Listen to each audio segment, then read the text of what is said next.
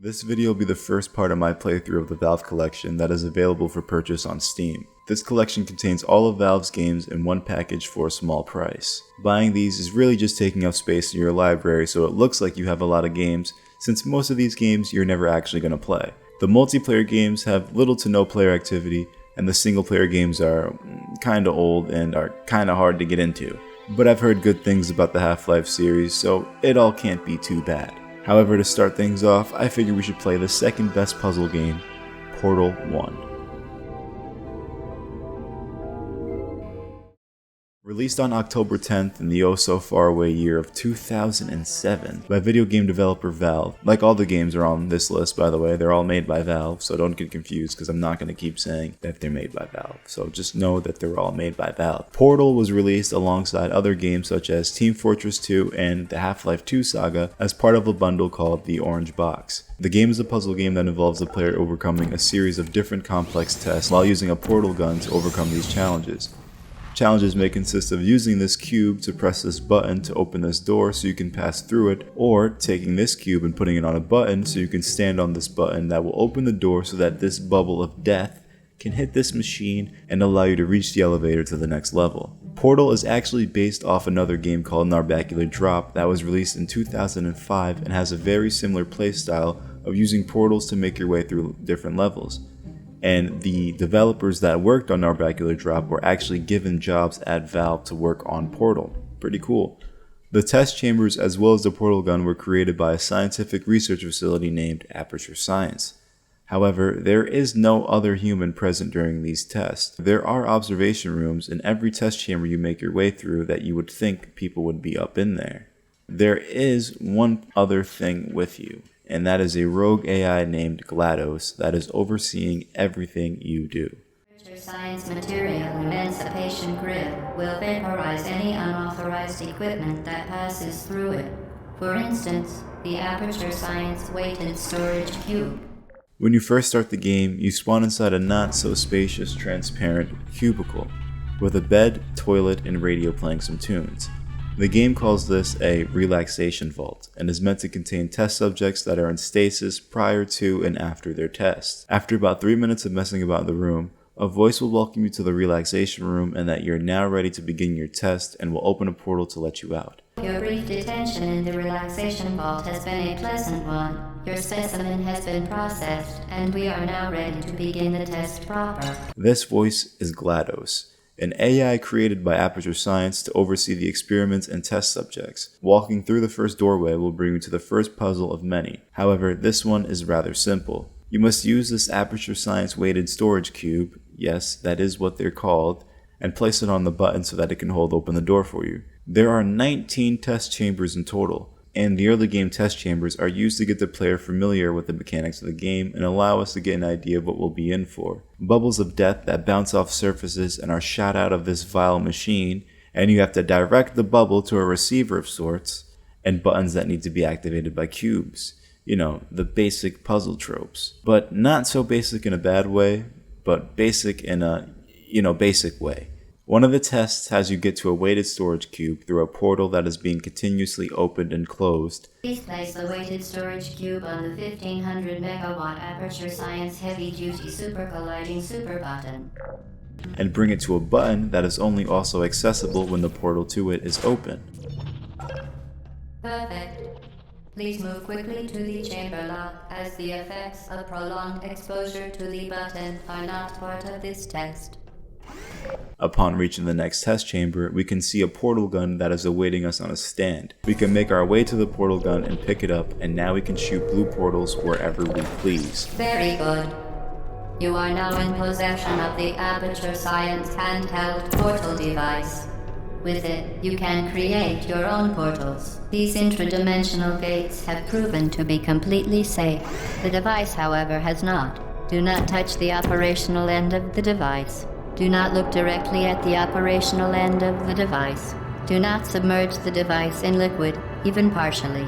Most importantly, under no circumstances should you... Now, the portal gun only works on surfaces that are white. Shooting it on any other surface will result in no portal. And if you've ever played Portal before, then you've definitely tried shooting a portal above and below you and fall through them in an infinite loop. This is a staple Portal moment. Well, have you ever noticed while doing this you gain speed, and this speed can actually be used to catapult you to different places. That is, if you're skilled enough to actually pull this off, because it's actually pretty hard to do. This game has a few test chambers that have you play around with the physics of using portals. You have to use your velocity of falling from heights to traverse gaps. Momentum, a function of mass and velocity, is conserved between portals. In layman's terms, speedy thing goes in, speedy thing comes out. After all, the idea of these test chambers is to make sure the portal gun is functioning properly and see what humans can be capable of completing and how they would implement it into their problem-solving skills. Eventually, GLaDOS takes us to the test chamber where we can obtain full power of the portal gun and shoot orange portals wherever we please as long as its surface is white. So that it can now manufacture 2 linked portals at once. As part of an optional test protocol, we are pleased to present an amusing fact. The device is now more valuable than the organs and combined incomes of everyone in Subject Hometown here. Since I mentioned GLaDOS, I ought to talk about her a bit more since she's a key figure in helping us comprehend what is going on in the backstory of the facility we're being held at. However, I wouldn't say she's exactly helping us.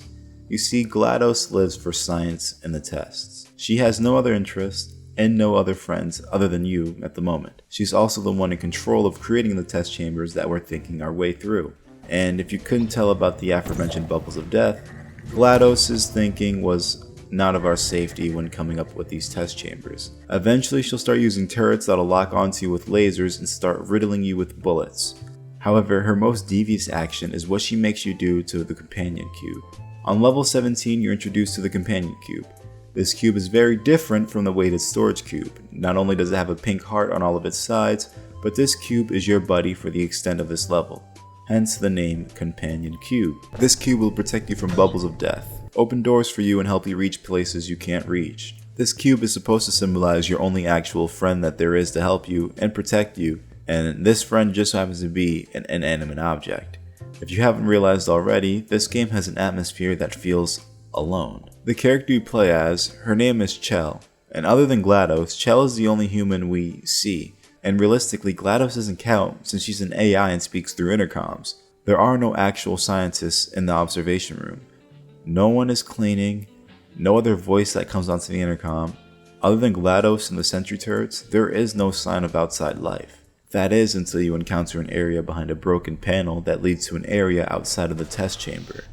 An area that GLaDOS cannot see you. How is it that this area of the test chamber isn't already repaired? Clearly GLaDOS doesn't recognize that this area is damaged because she can't see it. When you enter this area, it gives off some sort of backrooms vibe. Looking around, it seems to be as if this was a hiding spot of sorts, with a milk carton and cans on top of this filing cabinet, as well as these writings on the wall. These writings seem to be a warning about this cake that GLaDOS is promising is actually a lie. It would be that whoever inhabited this room was trying to warn any other test subjects that would stumble upon the area that GLaDOS cannot be trusted. Well, other than a few sadistic jokes and a couple life-threatening encounters, GLaDOS doesn't seem like such a malicious artificial intelligence, right? Well, when you reach the end of level 17 with the companion cube, GLaDOS says that the door will not open until you toss the companion cube into the incinerator. The weighted companion cube certainly brought you good luck. However, it cannot accompany you for the rest of the test and, unfortunately, must be euthanized. Please escort your companion cube to the Aperture Science Emergency You euthanized your faithful companion cube more quickly than any test subject on record. Congratulations. I tossed my cube in without hesitation since I just wanted to get on with everything, but that's some real grim stuff. Perhaps this AI is as malicious as the writings of the wall claim. When you reach the final test chamber, you ride on a moving platform and navigate to the celebratory cake that is awaiting you as a reward. When you reach the sign with the cake, it turns a sharp left into a pit of fire. GLaDOS starts mocking you even more, claiming you were never going to be getting a cake in the first place. She only told you that to get your hopes up. As you get closer to the incinerator, you can see a white wall next to a platform that you can shoot a portal on to make your way to safety. Now, you're supposed to shoot a portal on the wall to the left of you and jump into it just in time before you die in the incinerator. Enter through the door to your left, and now you're really in the back rooms of Aperture Science. And not to mention, it's not safe at all. There are these pistons that can squish you if you're not careful. There are, if I remember correctly, 3 or 4 parts to these backroom levels, most of which you're just traversing gaps with a portal gun, nothing too difficult. Eventually you'll come across these empty office areas that have no one in them. Even when exploring the outside areas of the test chambers, there is still no one around. Where are all the employees? If you look hard enough, you can find a projector in one of the rooms that's giving a presentation of another science facility, Black Mesa. The same Black Mesa from the Half-Life series, and yes, if you didn't know already, Portal and Half-Life share a universe. Could this be as to why there seems to be no one around during the events of Portal? Because everyone has been rounded up by the Combine? I have no clue, but it's a possible thought. At this point, GLaDOS is begging you to come back to the test chambers. She even offers to give you an actual cake this time, but we aren't falling for the same trick twice. Okay, the test is over now. You win. Go back to the recovery annex for your cake. It was a fun test, and we're all impressed at how much you won. The test is over. Come back. Make our way past this turret shooting rockets by using his rockets to destroy a glass window, and eventually we'll stumble to GLaDOS' last line of defense. A bunch of turrets. But honestly, these guys aren't that hard to deal with. The turrets are actually more cute than menacing, but you shouldn't underestimate them, however, because they can quickly kill you if you're caught lacking. But to be real, if GLaDOS really wanted to kill us, she should have used more bubbles of death. And we could have had a near automata type of room. That definitely would have taken me out at least. Once you finally kill all the turrets, you can make your way to a bridge that'll take you to GLaDOS herself. Upon seeing GLaDOS with your own eyes, she claims that you're the villain and that you broke her heart.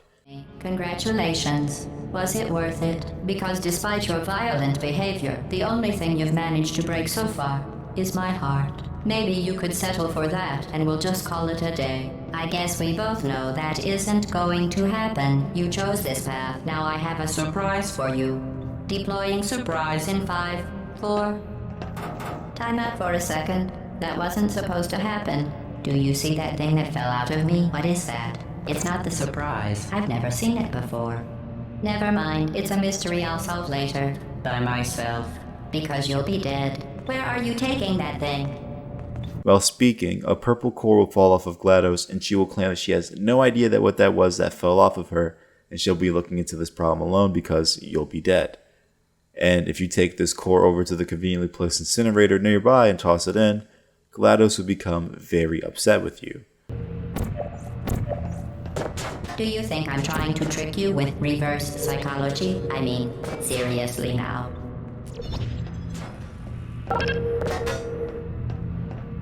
Okay, fine. Do touch it. Pick it up and just... You're kidding me. Did you just set that aperture science thing, we don't know what it does, into an aperture science emergency intelligence incinerator? That has got to be the dumbest thing that... Whoa.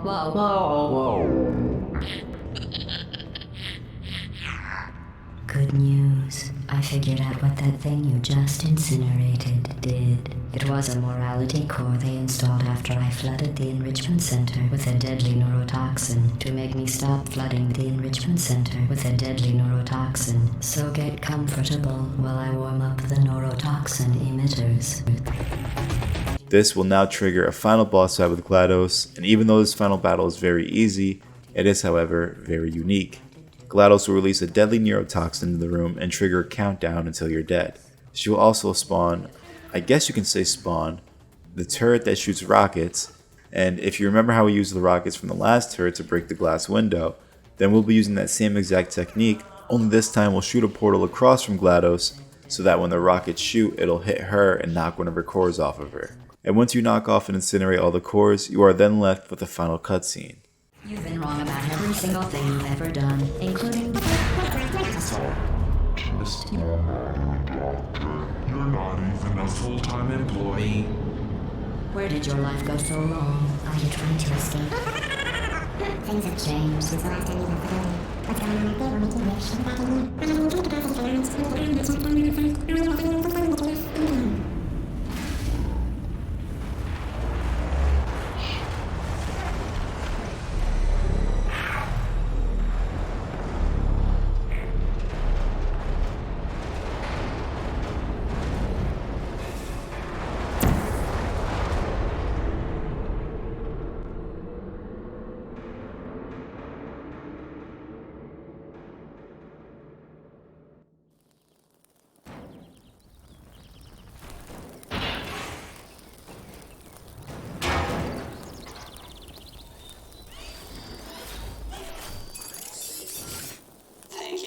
assuming the party as current submission position.